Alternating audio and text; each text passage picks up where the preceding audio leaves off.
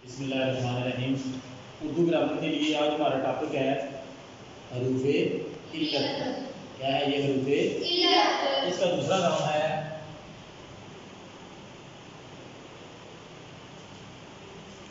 हरूफ तालील। क्या है?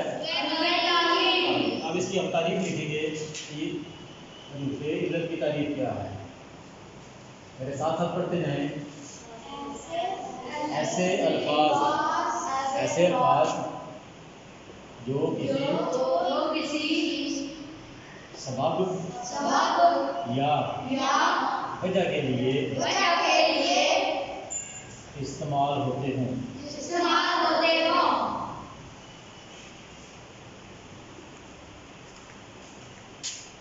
उनको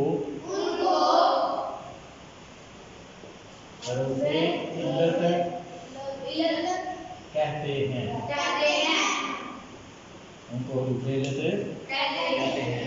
दोबारा ये सुन लें कि ऐसे अल्फाज जो किसी सबब या वजह के लिए, जब आप दो जुमलों को आपस में जोड़ते हैं ना, उनके दरमियान में एक ऐसा लफ्ज़ आ जाता है कि दोनों का तल्लक सही वाज़ेह हो जाता है, हमें समझ आ जाती है, तो उसको हम कहते हैं हरूफ इल्लत।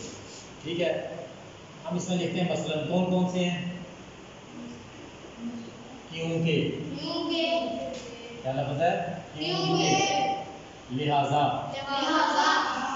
इसलिए, ताकि, ये वगैरह वगैरह वगैरह, यानी इस तरह के जो अल्फाज हैं। हम आपको एक जुमला लिख के बताता हूँ मिसाल के तौर पे।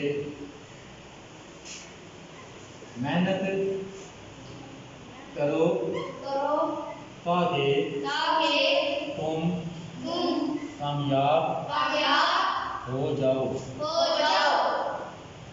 ये जुमला आपका मुकम्मल हो गया। अब इसमें देखो एक लफ्ज़ ऐसा है जो हरूफ इल्लत है। मेहनत करो ताकि तुम कामयाब हो जाओ। अब ये जो लफ्ज़ है ना ताकि, ये क्या हो गया ग्रामर के लिहाज से? क्योंकि इसने दो जुमलों को जोड़ दिया है। ठीक है, अब दूसरा जुमला है तुमने वादा तोड़ा है, लिहाजा मैं भी अब पाबंद नहीं, यानी कि मैं भी अब वादे का पाबंद नहीं।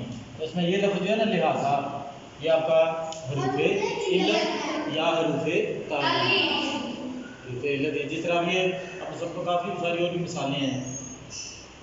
आज मुझे बहुत तेज़ बुखार है, इसलिए मैं स्कूल हाज़िर नहीं हो सकता, तो इसलिए बीच में आ गया ना, तो इसका मतलब क्योंकि वो गरीब है इसलिए वो अपनी फ़ीस अदा नहीं कर सकता।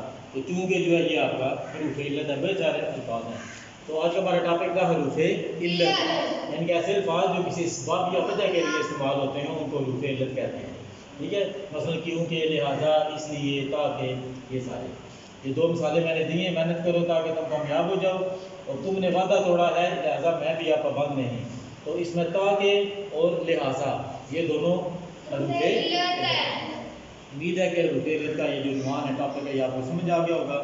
अगली वीडियो तक के लिए इजाज़त, अल्लाह हाफ़िज़।